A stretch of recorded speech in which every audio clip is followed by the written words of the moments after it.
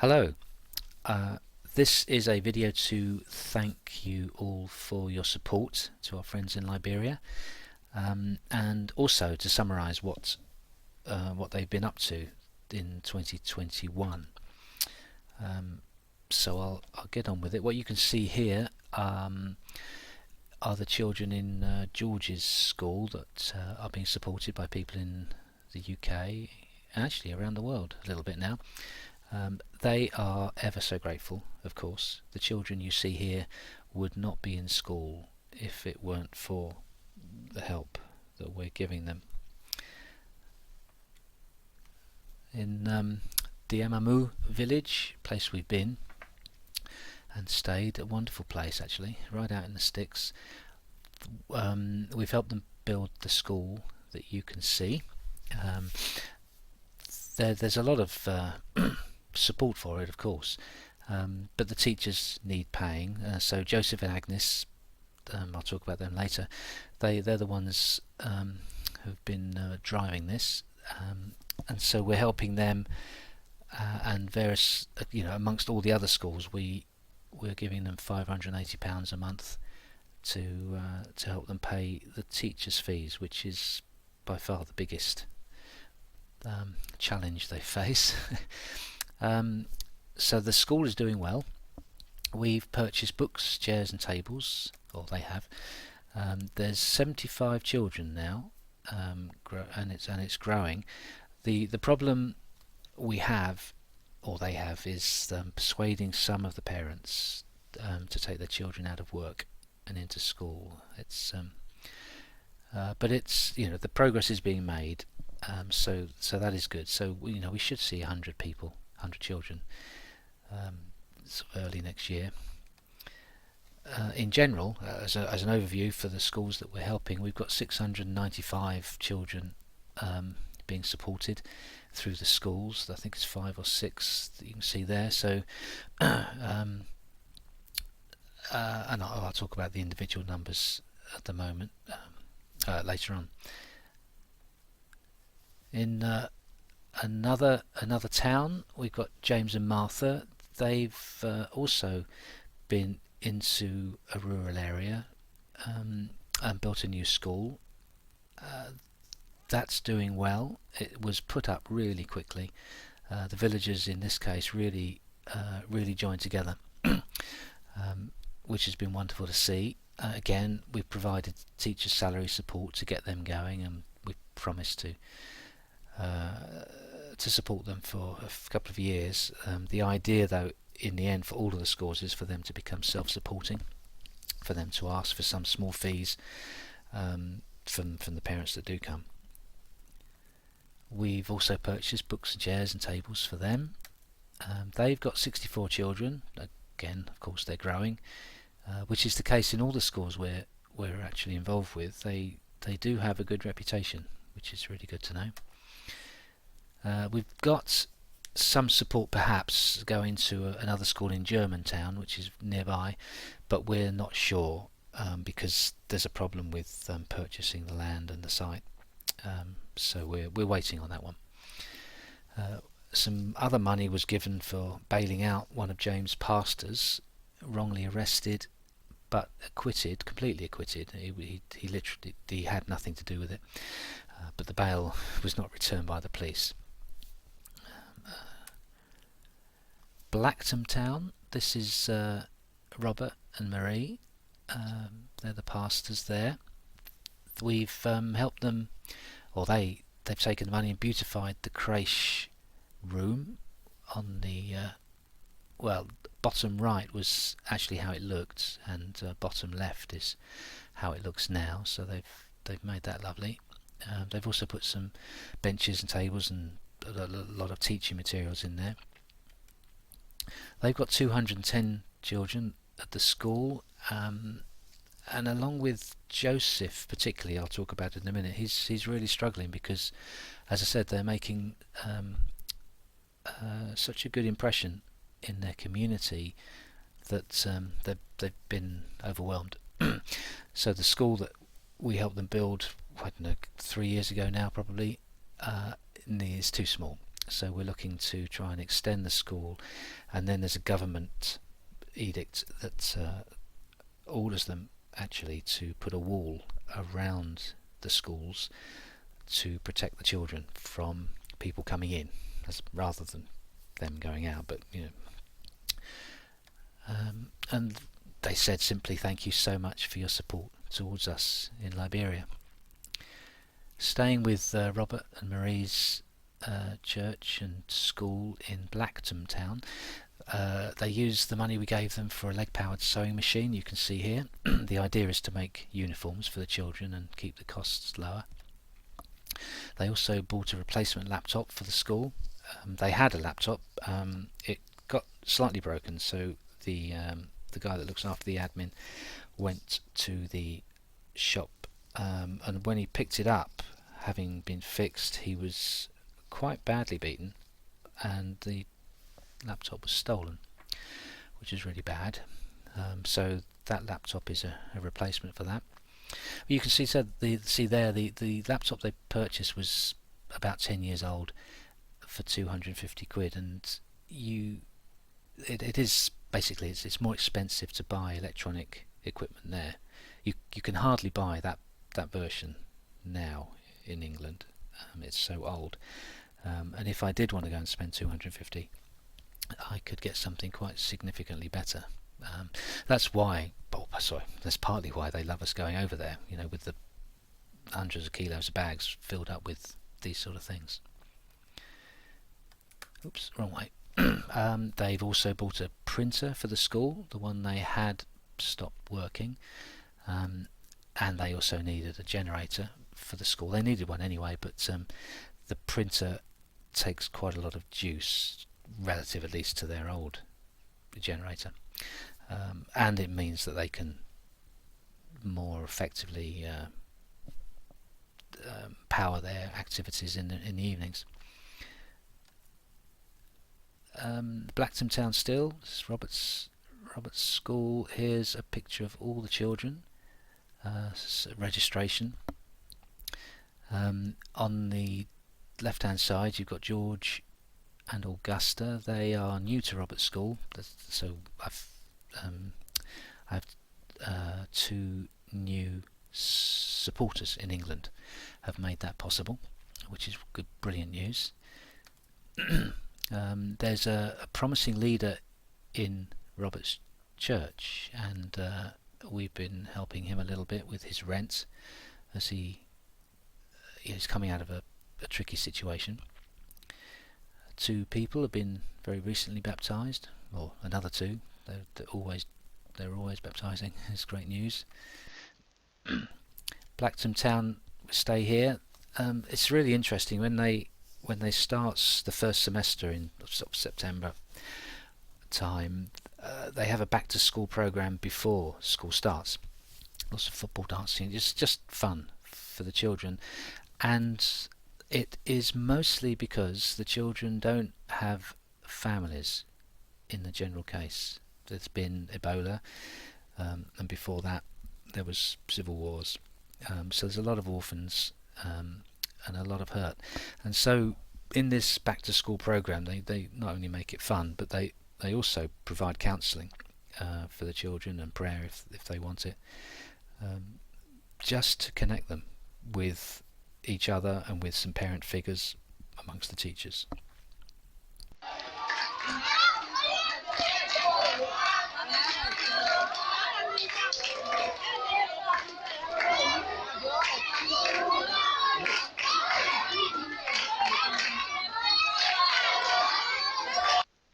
Well, this is Joseph and Agnes school. They've, as you can see, they've got quite a well-developed school already. It goes up one side and then it actually comes down the other side as well, and round a little bit round the back. They've developed it really well, and again they're running out of space because they are so popular. So they've just purchased 2 acres of land, and we're now trying to find a way to help them to build on that land, build a few extra classrooms, and also to put a farm on the remainder. Again, teachers' salaries support for Joseph's school. There's free scholarships there for to allow children to come there that couldn't go there. 175 children at this school. Again, that would be more if he could. There's Joseph teaching RE to the oldest class that he has now, and he's extending the age up. Again, because of pressure from the community, they want their children to stay there longer. Look at the title, you see. You see something highlighted, right? Huh? You look at the title, you see. You see something highlighted, right? What will you find?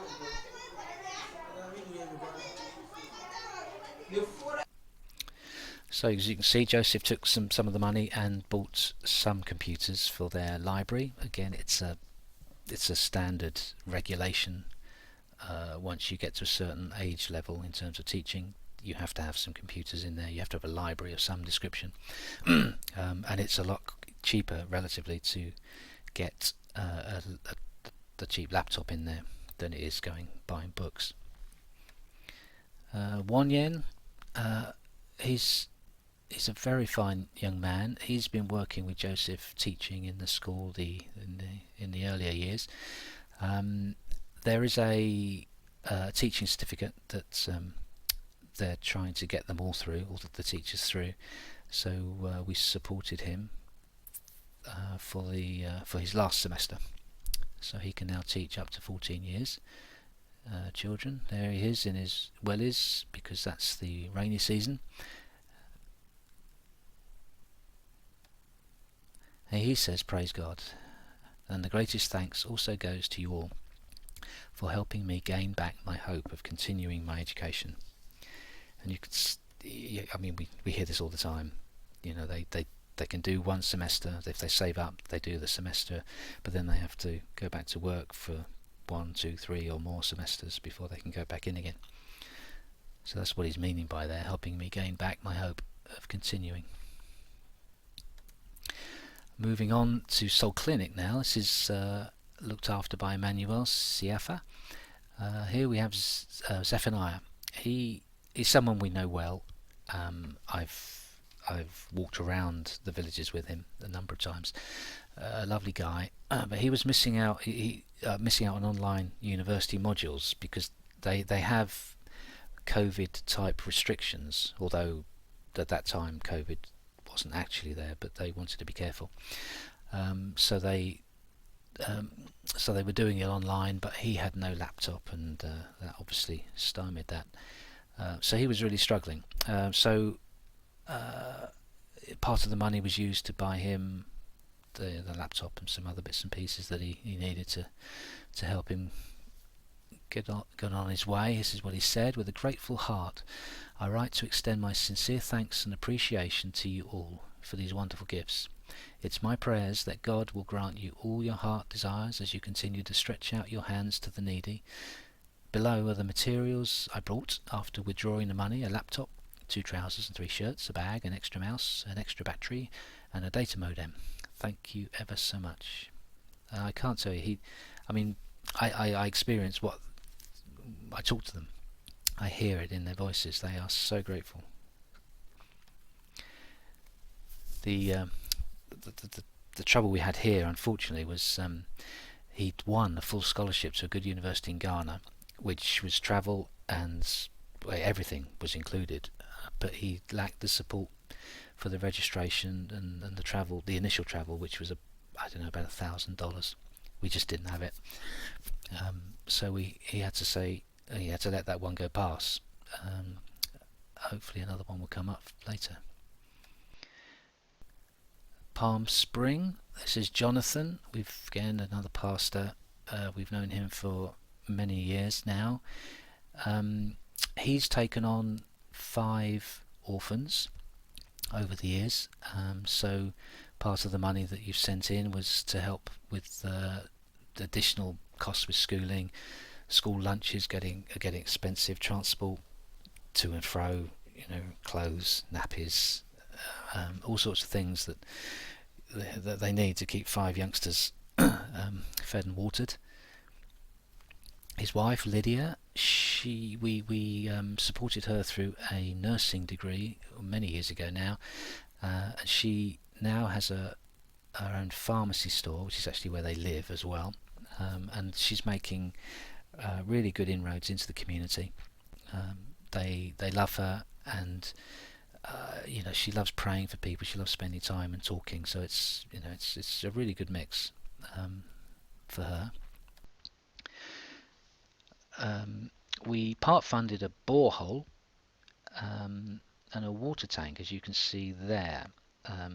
That's before it's properly installed. It's a 1,000-gallon tank. The problem that Jonathan had was that there was a lot of bedrock, so the standard and cheaper method of creating a well wasn't possible. They actually had to drill with sort of industrial strength drills. So that's all working now. You can see the young lady in the top right there using the water, and then on the bottom right you can see the tank actually installed at the top of the tower. That's now, well, Jonathan has a feed from the tank straight into his house, but it's open to the local community. There was a specific gift we had from one of our friends in the UK for Jonathan and Lydia's house. You can see the groundwork there. He's standing up by the water tower at the moment, looking down. So that's been like that for a couple of years now, actually. And as you can see, it's the same story. They get some money together from all sorts of places, and they do something, and then they pray a bit more and wait. So now, because of that specific gift for him, he's now bought a load of bricks and concrete, and you can see there, bottom left, that he started raising up the sides. Jonathan and Lydia have a connection through someone else to another county, Nimmer County. It's about 200 miles north from where they live. They went up there with a small team to demonstrate what Jesus is like, that he loves and cares, and showed them what he can do today. So they made a big hit there because this is a very rural place. They started some growth groups to encourage community, a deeper community conversations to be had. And they'll be going again because Lydia is a trained nurse and she loves doing it. She'll be going up there with Jonathan to give some free nursing and some more training in all sorts of different ways. Chocolate City now. This is George and Martha's school, as you can see top right. This has been going for many years, probably 8 or 9 years actually. You can see the children there again. There's lots of scholarships here for the children that you can see. 160 children in his school, and again he has more capacity, but paying the teachers is a problem. Bottom left, one of the laptops we delivered to them in our last visit finally made it up to Ganglatar, a village that we've been to, again 200 miles, about 200 miles north of Monrovia, to the east a bit. They put movies on it in the local Pele dialect, which they really all love. On the right you can see Helena. Someone has been supporting her through her essentially A-levels. They call them different things there, but as usual there's always additional costs. So she needed a phone to do homework because she hasn't got a working laptop really, and she also needed some money for the final exam costs. Again, 3 people baptized recently. Yeah.